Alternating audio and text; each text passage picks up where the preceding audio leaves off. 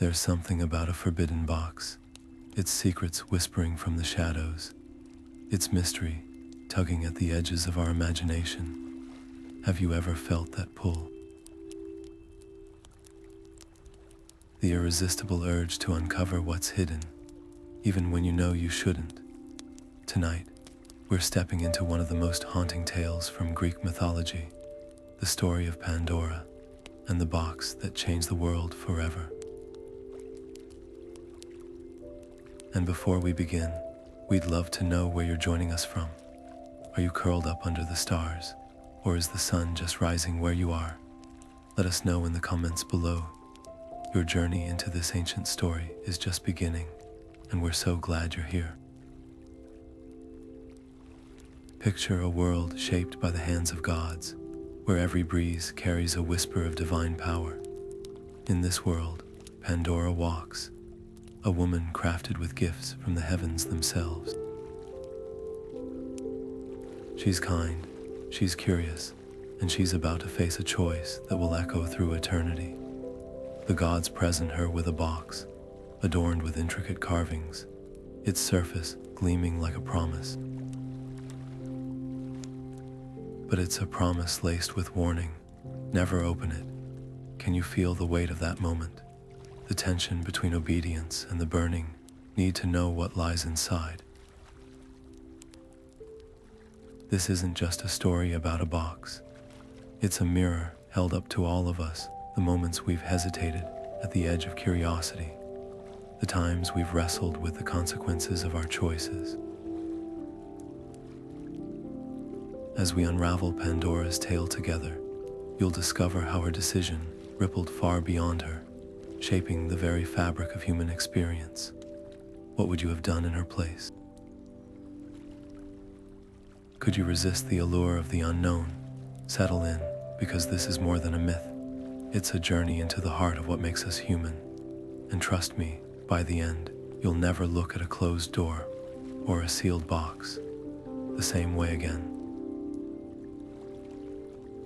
Days turned to weeks, and still, the box called to Pandora like a voice just beyond hearing. Every morning, she found herself drawn to it, her fingers tracing the swirling patterns etched into its surface, each curve a story, each line a riddle waiting to be solved. Sometimes she swore she heard something, a faint hum, a whisper too soft to decipher. Was it the wind or something inside, stirring in the dark? Her husband, Epimetheus, watched her with quiet concern. Some gifts are meant to remain unopened, he'd say, placing a gentle hand on her shoulder, but his warning only tangled her thoughts further. Why give me a treasure I cannot behold? The gods had crafted her with boundless curiosity. Wasn't this box, with its secrets and shadows, the ultimate test of that very gift? The more she resisted, the louder the whispers grew. At night, they wove through her dreams, painting visions of what might lie within jewels that glowed like captured starlight, songs from forgotten worlds, answers to questions no mortal had ever dared to ask. Yet beneath the allure, a prickle of unease remained. The gods never acted without purpose. What if the box wasn't a gift at all, but a key, one meant to unlock something far beyond her understanding? And so, day by day, the weight of the unknown pressed heavier upon her. The box was no longer just an object. It was a mirror reflecting her own heart, the conflict between duty and desire, between the safety of ignorance and the perilous thrill of truth. Could she live with never knowing, or would the question itself become her undoing? The dream clung to Pandora like morning mist, vivid, unsettling, impossible to shake. That night, the box had pulsed with a light that wasn't light at all, but something deeper, older, as if the wood itself held a heartbeat.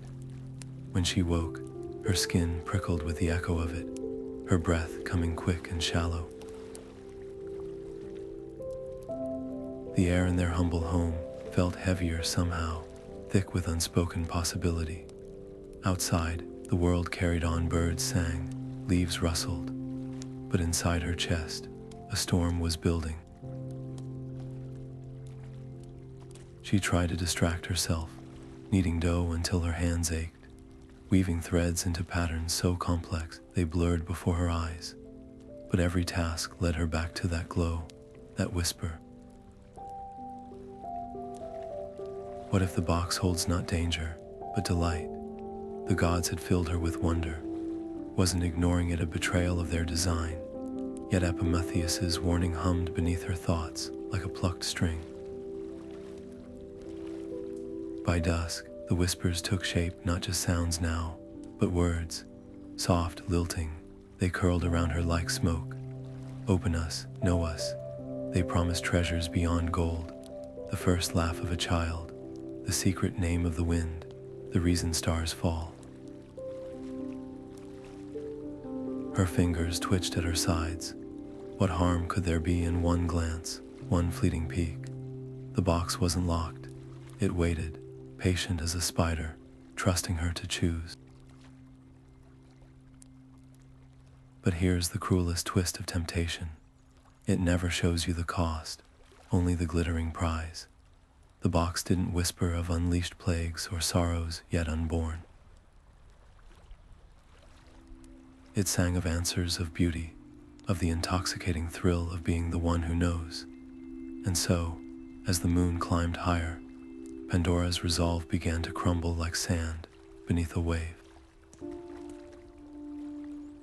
The line between curiosity and defiance blurred.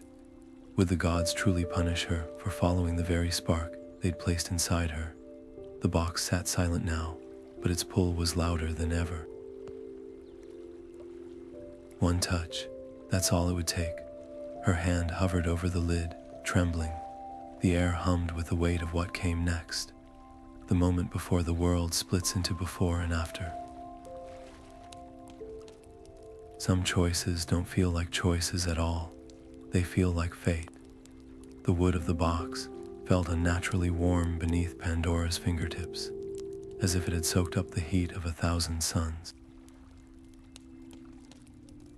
She cradled it in her palms, marveling at how something so small could feel so impossibly heavy, not with weight, but with promise. The carvings seemed to shift under her touch, their patterns writhing like living things. A bead of sweat traced down her temple as she held her breath. Just one look, that's all it would take. The latch gleamed in the dim light, winking at her like a conspirator. Her pulse thundered in her ears, drowning out the distant chirp of crickets, the rustle of leaves outside. The chamber walls seemed to press closer, the air thick with the scent of cedar, and something else, something electric, like the moment before lightning strikes. Every instinct screamed to stop, yet her hands moved of their own accord, drawn by a force deeper than thought. The latch gave way with a sigh, softer than a spider's tread. Then silence. The world held its breath. Pandora's reflection wavered in the polished surface of the lid, her eyes wide, her lips parted. For a heartbeat, nothing happened. Perhaps the box was empty after all. Perhaps the gods had played a cruel joke. But then, from the darkness within, came a sound, a sigh, a rustle, the whisper of wings unfolding. The first tendril of mist curled over the edge, pale as moonlight, twisting like a living thing. It brushed her wrist, and where it touched, her skin prickled with a chill that had nothing to do with cold.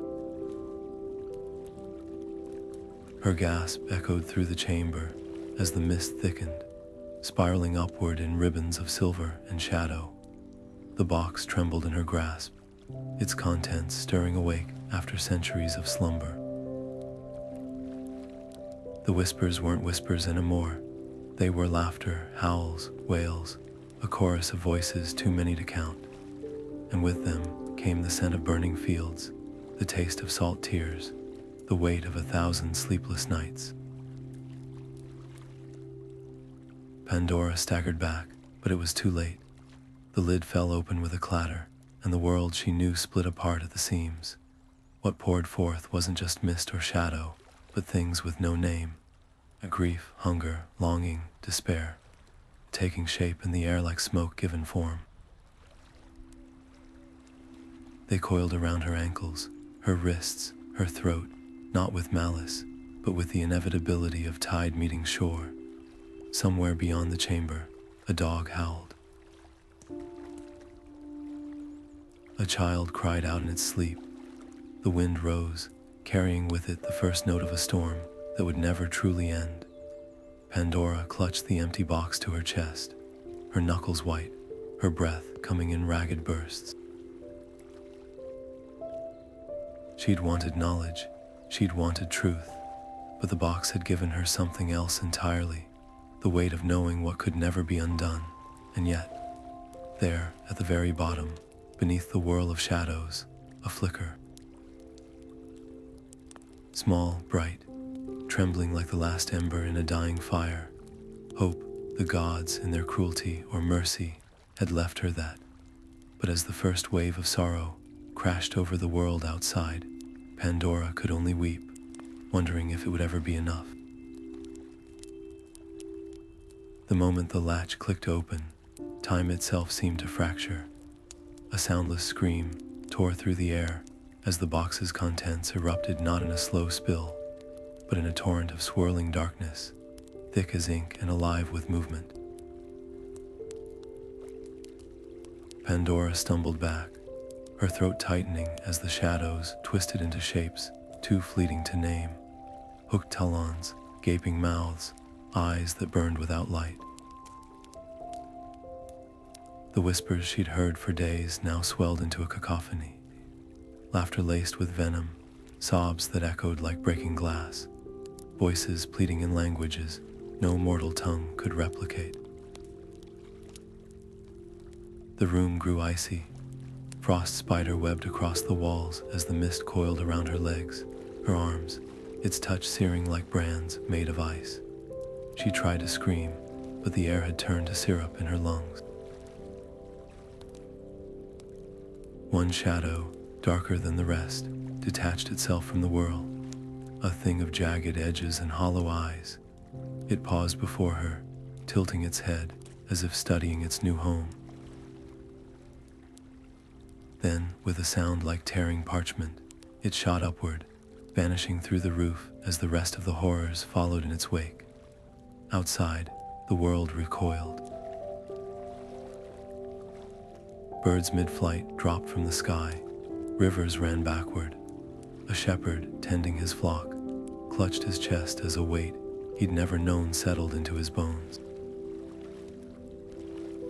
Pandora fell to her knees, the empty box slipping from her grasp. What had she done? The shadows weren't just escaping, they were seeping into the fabric of existence, weaving themselves into every breath, every heartbeat. The air itself tasted different now, sharp with the tang of metal and salt, like the first bite of a storm.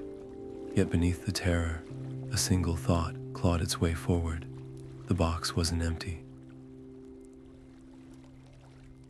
Something still stirred inside. A faint glow pulsed at the bottom, so fragile it might have been a trick of the light. Pandora reached for it, her fingers trembling.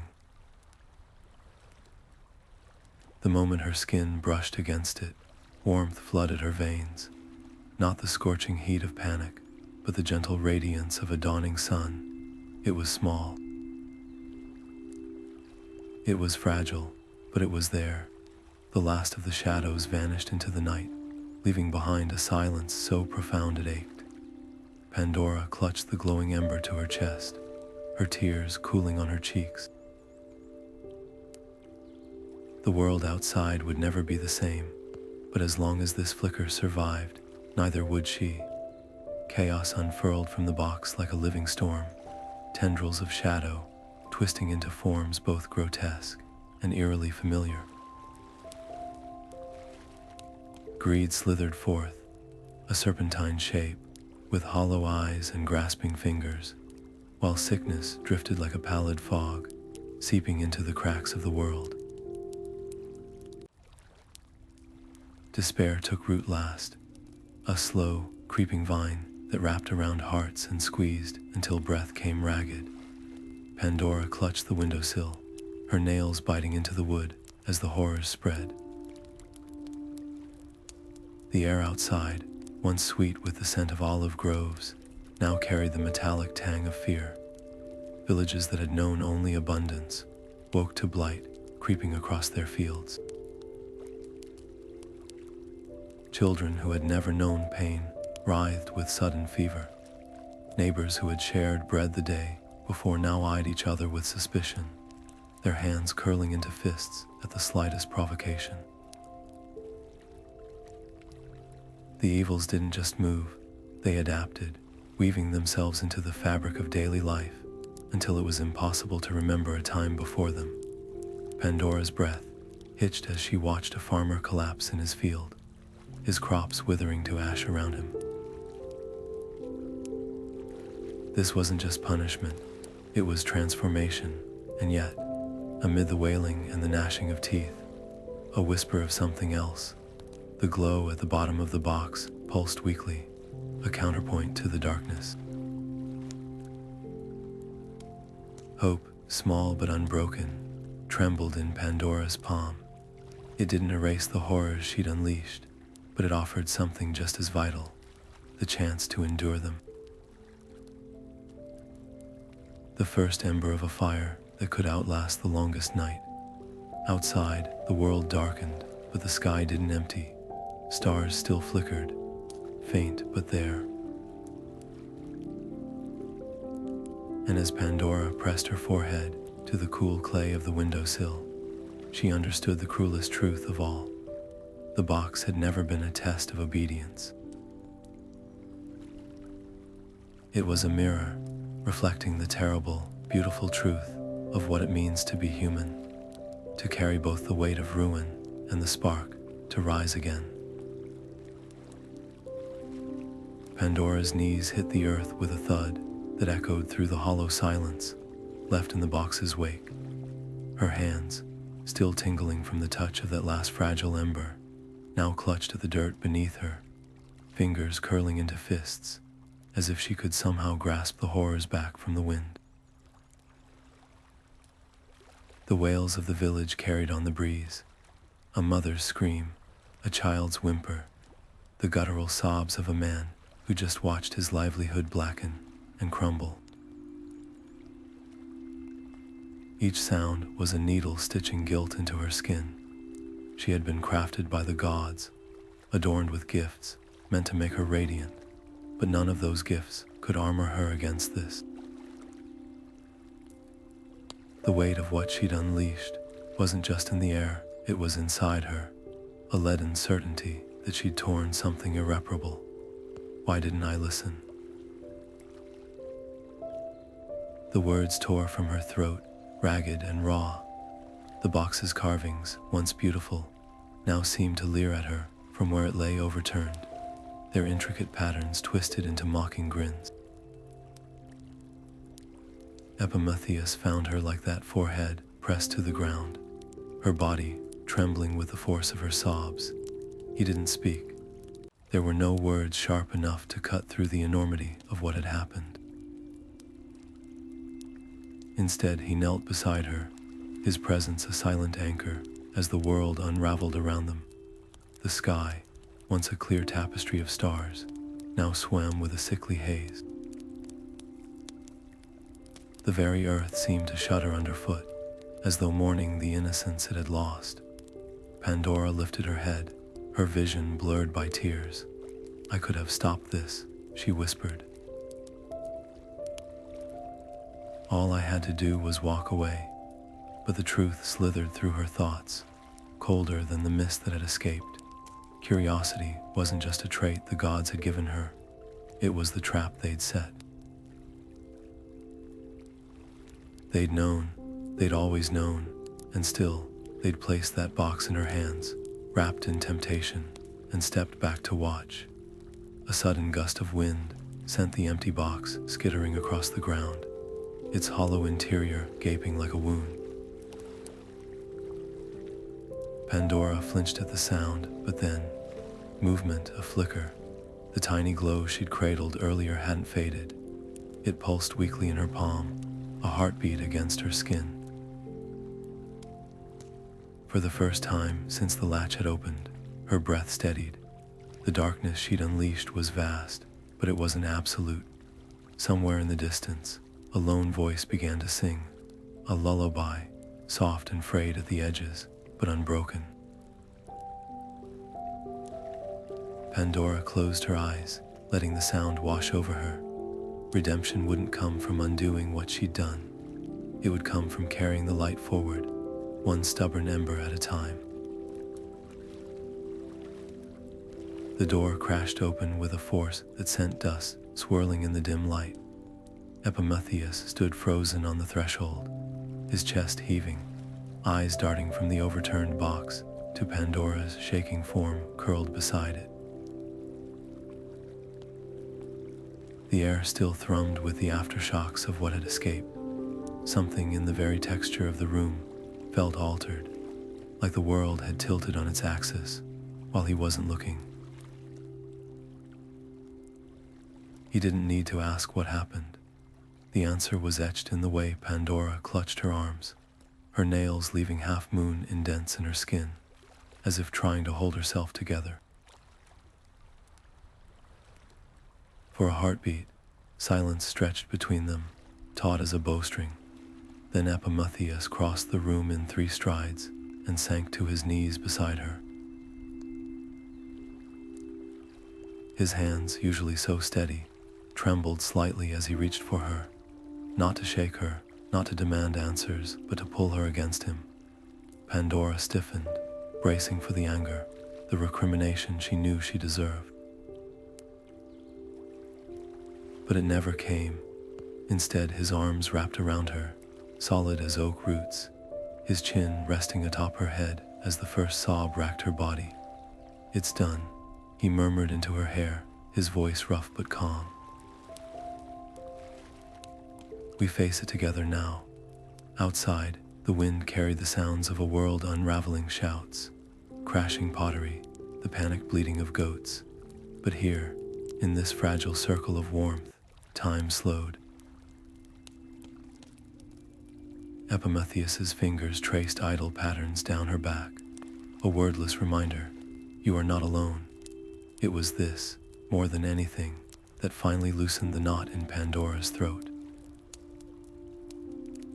She turned her face into his shoulder, breathing in the familiar scent of sun-warmed linen and olive wood. He hadn't asked why, hadn't lectured about warnings ignored. In the wake of catastrophe, he'd chosen to be her shelter, not her judge. A shudder ran through him as a particularly piercing scream echoed from the village below, but his grip didn't waver. "They'll need us," he said at last, pulling back just enough to meet her swollen, red-rimmed eyes. His thumb brushed away a fresh tear, his touch feather light. "Not tomorrow, not when the shock fades, now." There was no false comfort in his words, no pretense that the damage could be undone, only the quiet certainty that even broken things could still be held. Pandora's gaze drifted to the box, lying discarded like a husk. The last flicker of light within it pulsed once, weakly, as if in answer. Epimetheus followed her glance, his brow furrowing. Without a word, he reached for it, turning it over in his hands. The carvings felt different under his fingers, not just wood anymore, but something alive with memory. When he pressed his palm to its base, the faintest warmth radiated through, seeping into his skin like a whisper. His breath caught. "You didn't let all of it out," he said softly. Something unclenched in Pandora's chest. The horrors were loose, yes, But so was this stubborn, quiet light between them, too small to erase what had been lost, but too bright to be extinguished. Epimetheus's fingers laced through hers, their joined hands cradling what remained. Outside, the night deepened, but the ember between their palms burned steady. For the first time since the latch had clicked open, Pandora felt the shift, not toward forgiveness, but toward something fiercer, the resolve to carry the light forward, however long the shadows grew. The air hung heavy with the aftermath of chaos, but beneath the echoes of wailing and the scent of scorched earth, something else lingered, a whisper so soft it might have been imagined. Pandora's fingers, still trembling from the weight of what she'd unleashed, hovered over the box's edge. The wood, once warm, now felt cool and lifeless against her skin. Yet there it was, a hum barely audible, like the distant song of a lark at dawn. Her breath caught. Could there be anything left inside? Anything untouched by the darkness she'd set free? Cautiously, she tilted the box toward the faint light, filtering through the window. The interior should have been empty. She'd seen the horrors pour out, felt their icy tendrils wrap around the world. But as she leaned closer, the hum grew clearer, sweeter. It wasn't the cacophony of the evils that had escaped. This was different. A single, unwavering note, pure as a dewdrop, clinging to a blade of grass. Epimetheus knelt beside her, his shoulder brushing hers. He didn't speak, but his presence steadied her as she reached into the shadows. Her fingertips grazed something. Not mist, not shadow, but a warmth that pulsed in time with her own heartbeat. She drew it out, cupping it in her palms like a wounded bird. The light was faint, flickering as if unsure of its own strength, but it didn't fade. It shivered, alive in a way that defied the emptiness around them. Pandora's throat tightened. This wasn't just a remnant, it was a defiance. The gods had filled the box with terrors, yes, but they'd also buried this fragile, stubborn glow, deep enough that it could only be found after the worst had been unleashed. Not as a reward, but as a reminder, even in the wake of ruin, there are embers that refuse to die. The light trembled in her hands, casting wavering patterns across their faces. Epimetheus exhaled softly, his breath stirring the tiny glow. "It's small," he murmured. Pandora nodded, her voice barely above a whisper, "But it's here." And in that moment, she understood the cruelest lesson of all. Hope wasn't the absence of suffering. It was the quiet voice that whispered, "Keep going," when the world grew dark. The box had been opened. The horrors were loose, but this tiny, unbreakable light was hers to carry forward. The glow in Pandora's palms was so faint at first that she feared it might vanish with her next breath.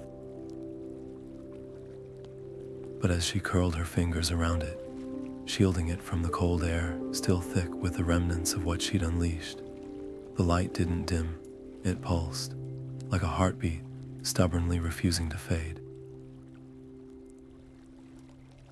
It was warmth in a world gone cold, a single note of music in a chorus of screams, and as she lifted it closer, the glow illuminated the tear tracks on her cheeks, turning them to liquid gold. Hope wasn't grand. It didn't roar like the terrors that had torn through the village, didn't shake the earth or blacken the sky. It was quiet, almost shy, as if aware of its own fragility. Yet there was a strength to its persistence, a defiance in the way it flickered against the encroaching dark. Pandora's breath hitched as she realized this wasn't just a remnant left behind. It was a gift, carefully buried, where only someone who'd faced the consequences of their choices could find it. Epimetheus leaned in, his face bathed in the soft radiance. "It's beautiful," he murmured, his voice rough with wonder, and it was, but not in the way a jewel or a sunset is beautiful. This was the beauty of a single candle in a cavern, of the first green shoot breaking through cracked earth. It didn't erase what had been lost, but it refused to let the loss be the end of the story.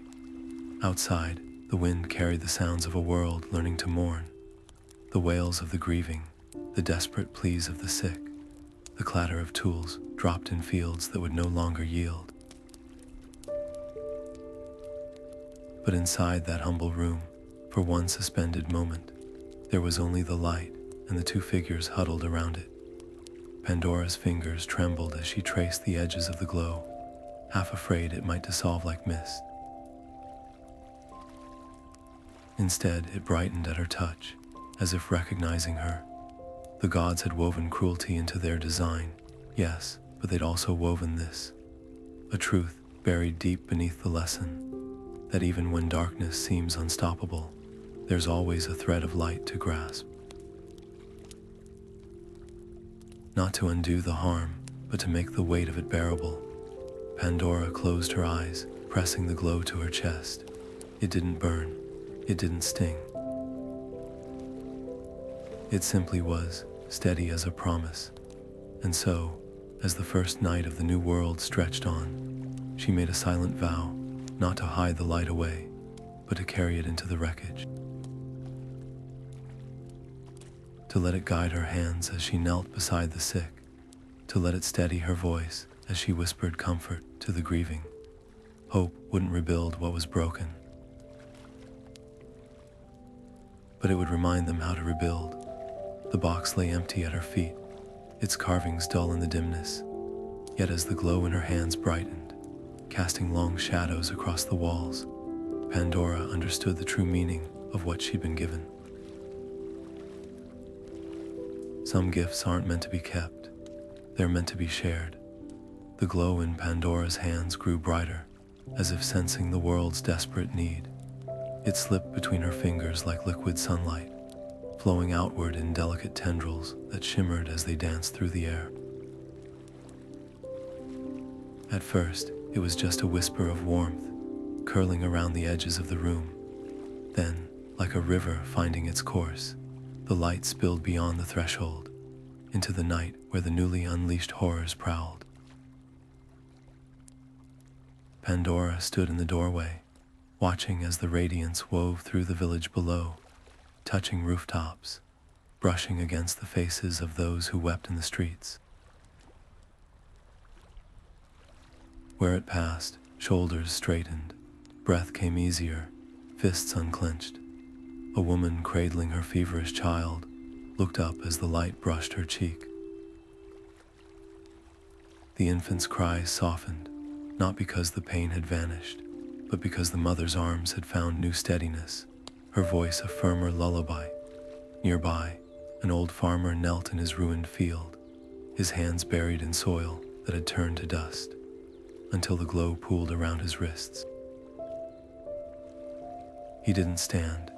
His crops didn't miraculously regrow, but when he lifted his head, there was something in his eyes that hadn't been there before, the resolve to plant again. Hope didn't erase their suffering. It didn't roll back the plagues or stitch, close the wounds of betrayal. What it did was simpler, and perhaps more profound. It reminded them that suffering wasn't the end of the story. The evils Pandora had unleashed were real, but so was this. The way neighbors began to share their meager stores of grain, the way strangers reached for one another's hands in the dark, the way a single voice, singing in the night, soon became many.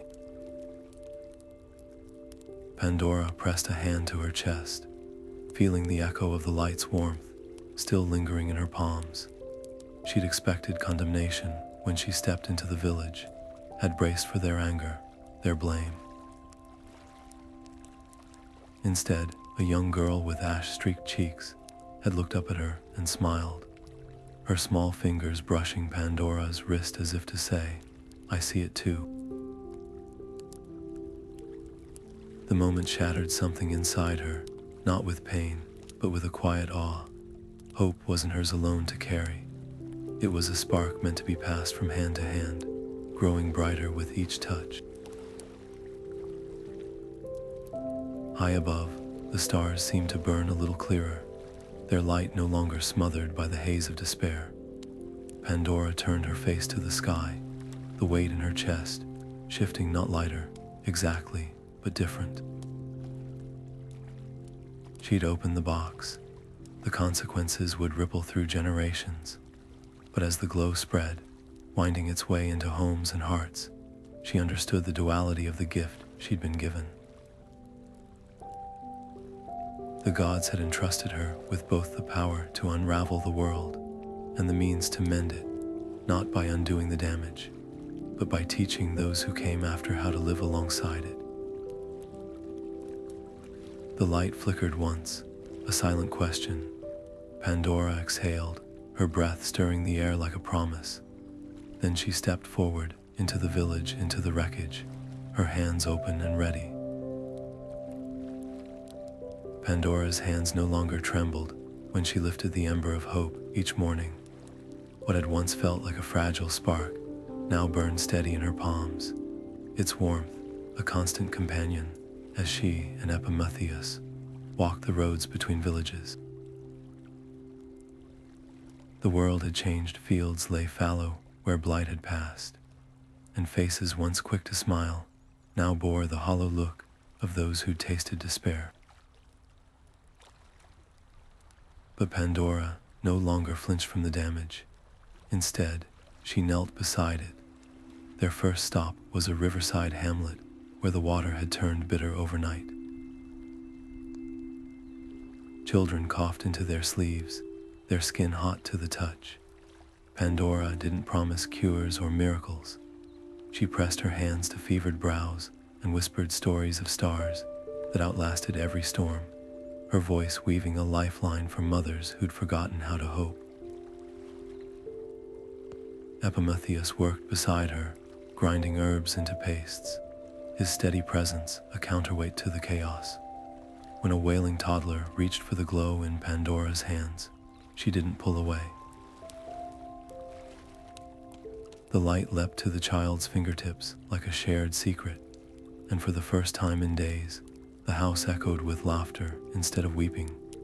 Word of their travels spread faster than the plagues had. Some met them with suspicion, their faces hardening at the sight of the woman who'd loosed suffering upon the world. But Pandora didn't beg forgiveness. She simply stood there, letting them see the weariness in her eyes, the dirt under her nails from digging graves and planting new seeds. One evening, an elder blocked her path, his gnarled finger jabbing at her chest. "You think your little light makes up for what you've done?" Pandora exhaled slowly, the glow in her hands pulsing as if in answer. "No," she said, "but it gives me a reason to keep trying." The man's anger faltered. When he turned away, she saw his shoulders tremble not with rage, but with the first tears he'd allowed himself since the darkness came. The road wore grooves into their sandals, the seasons turning as they moved from village to village. Hope didn't erase hunger or heal every sickness, but it changed something subtler. The way a farmer paused to help a rival mend a broken fence. The way a widow began singing again as she worked her loom. One night, by a fire's dying light, Epimetheus traced the new calluses on Pandora's palms. "You don't have to carry this alone," he murmured. She leaned into his touch, watching the ember between them flicker. "I'm not," she said, and it was true. The light had grown beyond her grasp, passed hand to hand like a torch in the dark. By the time they reached the mountains, where the air thinned and the winds howled, Pandora no longer feared the box's legacy. The evils she'd unleashed were part of the world now, woven into its fabric like thorny vines. But so was this, the stubborn, spreading glow in the hands of strangers who'd learned to kindle it themselves. As the first snow began to fall, dusting the peaks with white, she cupped the ember one last time before letting it rise into the night, a beacon for whoever might need it next. Redemption, she'd learned, wasn't about undoing the past. It was about showing up for the present, again and again, with your heart still open. Zeus watched from the heights of Olympus, his golden throne cold beneath him, as his gaze followed Pandora's figure moving through the ravaged world below. Her once radiant beauty was now shadowed by dust and exhaustion. Her shoulders bowed not with shame, but with the weight of relentless effort. Everywhere she walked, the tiny glow in her hands kindled something in the hearts of those she touched. Not miracles, but the quiet courage to face another day. The king of the gods exhaled slowly, the storm in his eyes giving way to something far more unreadable. Around him, the other gods stirred, their voices rising in debate like wind through the halls of heaven. She defied our warning, Hera said, her fingers tightening around the armrest of her throne. The evils she unleashed were never meant to be loosed upon the world. But her words lacked their usual bite. Even she could not deny the way Pandora knelt in the dirt beside mortals, her hands calloused from labor, her voice hoarse from offering comfort. Apollo leaned forward, sunlight glinting off his brow. And yet, look what followed the darkness, he murmured, that spark in her palms, was that not our doing too? The question hung in the air, heavy with implication. The box had been a test, yes, but also a revelation. The gods had known curiosity would undo her. What they hadn't foreseen was what she'd become after the undoing. Ares scoffed, his armor clanking as he shifted. Sentiment won't shield them from famine or war. Let them suffer the consequences of her weakness. But Athena's voice cut through his growl like a blade. Is it weakness to face what you've broken and choose to mend it? Her owl perched on her shoulder, its golden eyes reflecting the flicker of Pandora's distant light. She could have hidden.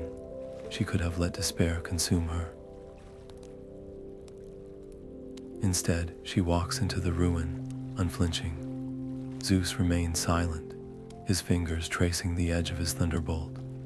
Below, Pandora paused at the crest of a hill, the ember in her hands pulsing as she turned her face to the sky. For a heartbeat, it almost seemed as if she could see him, as if she knew the weight of the judgment looming above her. Then she turned away, stepping into the next valley where smoke curled from collapsed homes. The air on Olympus thickened with unspoken tension. To intervene now would be to undermine the very lesson they'd crafted. Yet to stand idle while she carried their light into the abyss felt like another kind of failure. Demeter spoke at last, her voice soft as harvest wind. We gave them the seeds of their destruction. Must we also deny them the right to grow around it? Zeus closed his eyes, the voices of his kin fading into the background. When he opened them again, his gaze was no longer on Pandora, but on the mortals who gathered around her. The way a child clutched her sleeve, the way a grieving man reached for the glow in her palms, as if it were a lifeline. The king of the gods straightened, his decision settling like thunder in his chest. Enough, he said, and the hall fell silent. Let them keep the ember. His voice was low, but it carried the finality of a mountain's foundation. Let them learn its weight, its cost, its power, and let us see what they dare to build with it. High above the world, the gods turned their eyes back to the earth, not in wrath, not in mercy, but in something far more dangerous: anticipation. The box had been opened. The evils were loose, but so too was the light that refused to be extinguished. And for the first time since the dawn of creation, Olympus held its breath, waiting to see what humanity would become in the shadow of its own choices.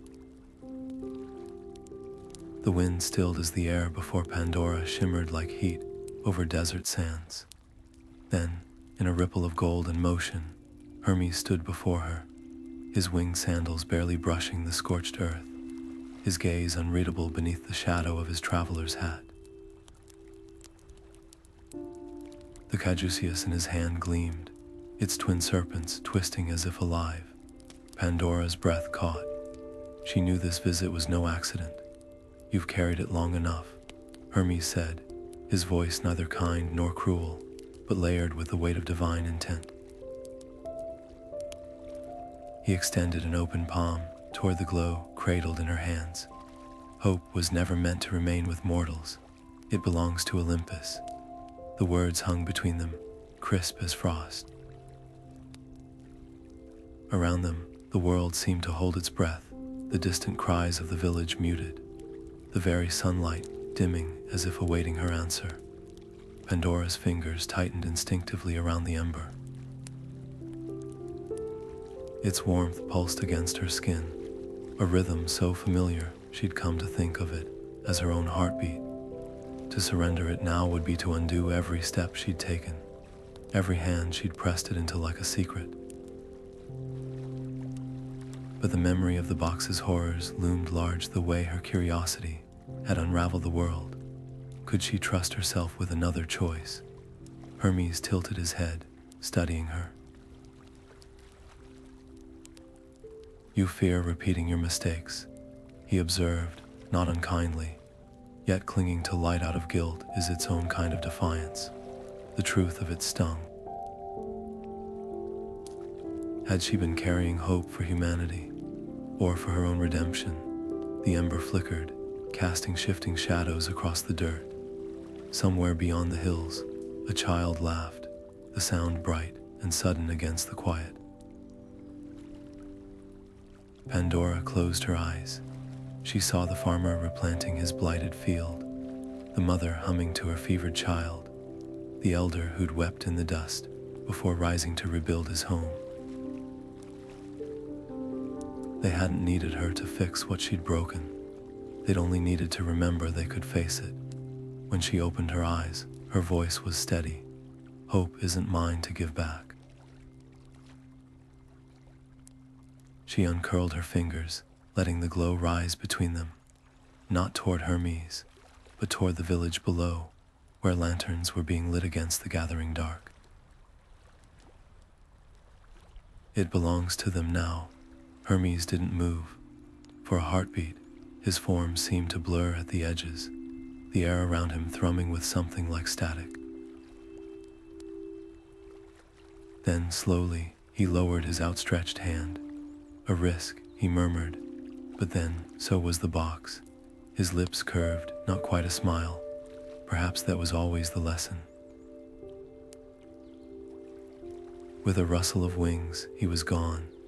The ember, now freed, drifted downward like a feather caught in an updraft, its light growing brighter as it touched the rooftops, the streets, the upturned faces of those below.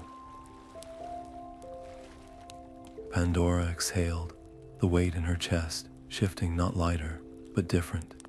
She hadn't been asked to choose wisely this time, only to choose trust. And as the first stars pierced the twilight, she turned her face toward the horizon, where new voices were already lifting the light aloft, passing it hand to hand like a story too vital to forget.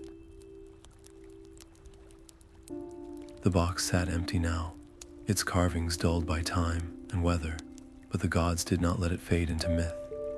With a gesture from Zeus, its seams sealed shut with threads of lightning, the wood hardening into something no mortal hands could pry open again.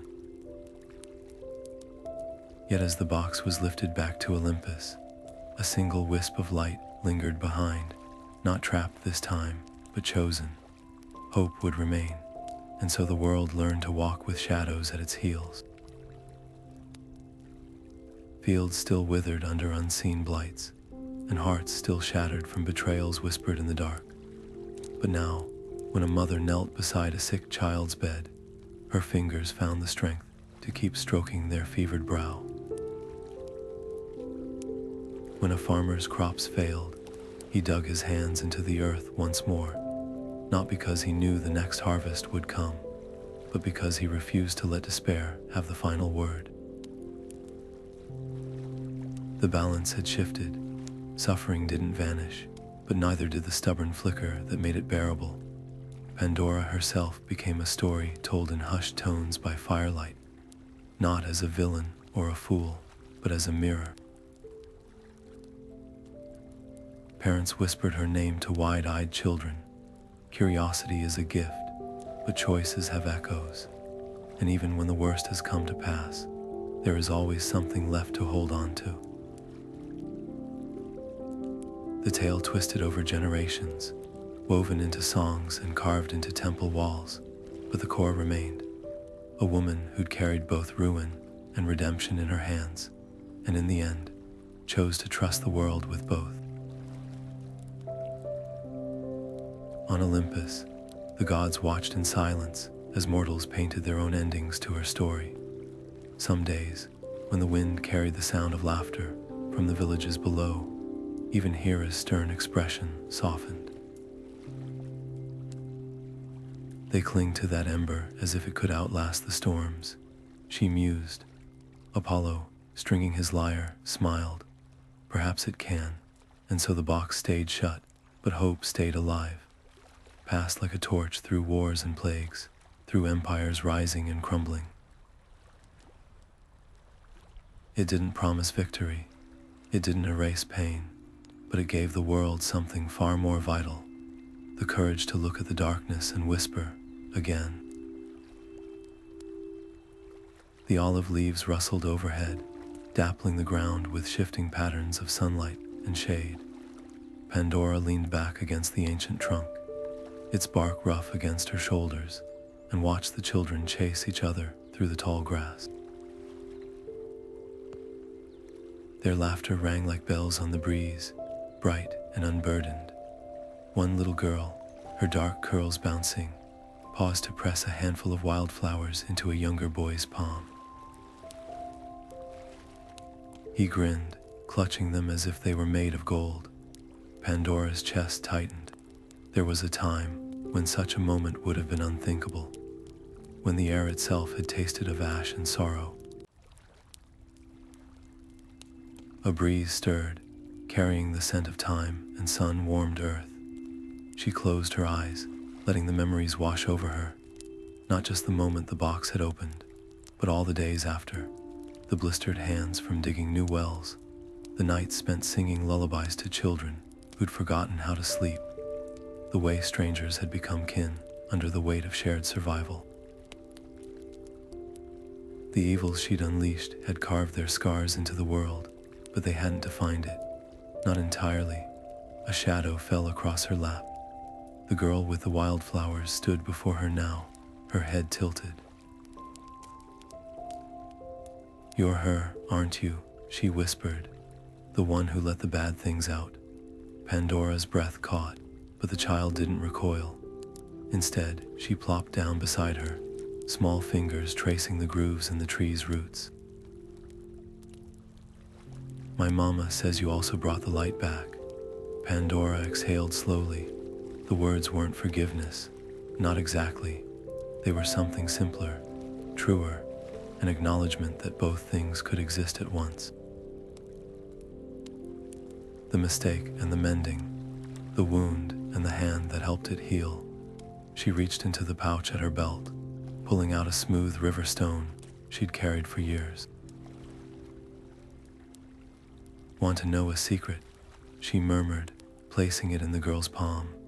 The light was always there. I just didn't see it until after the dark came.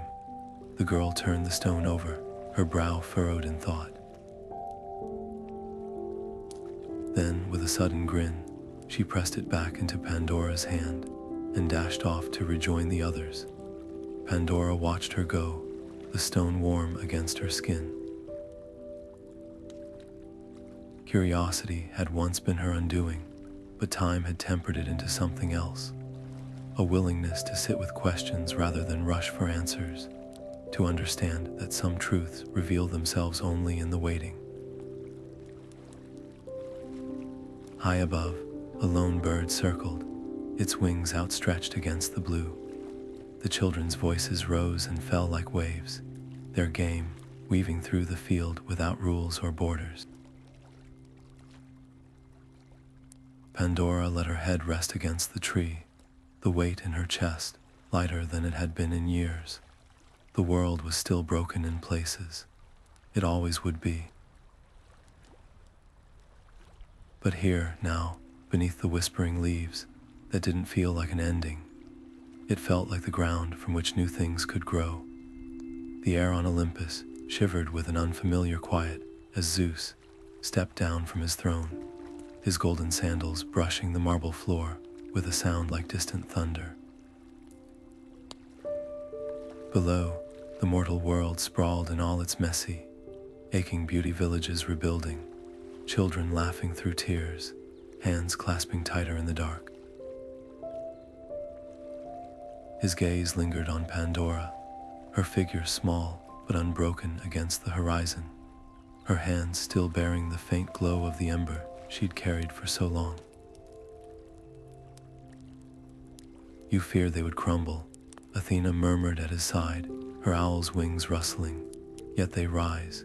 Zeus didn't answer at first. The evils Pandora had unleashed were woven into the fabric of existence now. War, sickness, despair, their shadows stretching long across the earth. But something else had taken root alongside them, tenacious as wildflowers in cracked stone. A child's voice floated up from the meadows below, singing a lullaby to a sibling trembling with fever. A farmer knelt in his ruined field, not to curse the blight, but to plant a single seed in the scorched earth. Zeus exhaled, the weight of millennia in his breath. "It was never about punishment," he said at last, his voice low but carrying the weight of the sky. "It was about choice." The other gods turned to him, their faces unreadable. Hera's fingers tightened around her scepter, but her eyes softened as she watched a young mother press her lips to her baby's brow, her whisper fierce with promise. Apollo's lyre hummed a single resonant note, as if plucked by the wind itself. Zeus lifted his hand, and the heavens trembled in response. "The evils remain," he declared, his words rolling like storm clouds over the world below. "But so does the light they must now learn to carry." His gaze found Pandora once more, her figure haloed in the last rays of sunset. She stood at the edge of a village square, where torches were being lit, not in fear, but in defiance, their flames reflected in the eyes of those who gathered around them. In that moment, the king of the gods understood the cruel, beautiful truth of his own design. Strength wasn't the absence of suffering, it was the refusal to let suffering have the final word. The box had been opened, but the story wasn't over. It was just beginning, and as the stars blinked awake overhead, their light steady and unyielding, Zeus let the silence settle like a benediction. The balance would hold, not because the gods willed it, but because humanity, flawed and fragile and endlessly surprising, had chosen to reach for the light, even when the darkness seemed infinite. The story of Pandora doesn't truly end. It lingers in the spaces between our breaths, in the moment before we reach for something we know we shouldn't touch. That's the secret of myths like these. They're never really about gods or boxes or ancient curses. They're about us, about the way your fingers hover over the keyboard when curiosity whispers to search what you promised yourself you wouldn't.